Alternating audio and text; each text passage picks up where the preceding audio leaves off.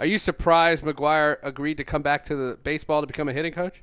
A little bit, yeah. He locked himself up in a gated community for many years after retiring, both before and after that hearing in 2005, and I am surprised. But I think it's in some ways a real tribute to Tony La Russa that Tony had the courage to invite him back and get him back into baseball. And that's something I think that Mark needed for a variety of reasons. My guess is that Mark feels as good about himself now as he has in many years after that interview. And of course, he's got more interviews to face. That's not the end of it last night, although it does seem that some players, once they've gone through that kind of interview, no longer have to face the questions. I don't think Alex Rodriguez had to face nearly the kind of scrutiny after he appeared a year or so ago on television.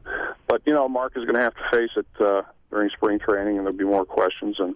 But certainly last night was a great start toward sort of rehabilitating his reputation.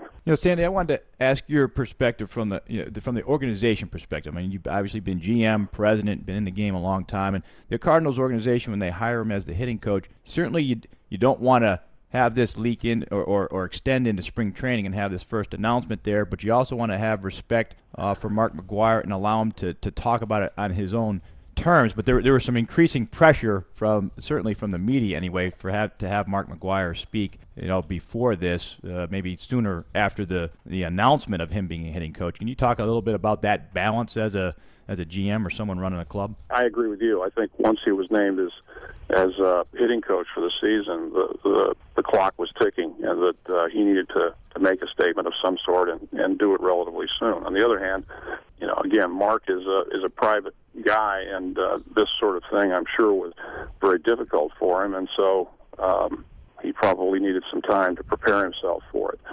So the fact that he's finally made a statement, I think, is very positive, and at the same time, I think he needs to recognize that the party's not over.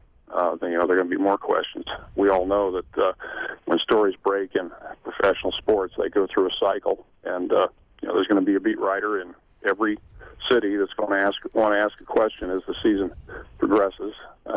Certainly be a lot of questions in spring training. So I agree with you. The sooner the better. On the other hand, there will be more questions and hopefully more answers.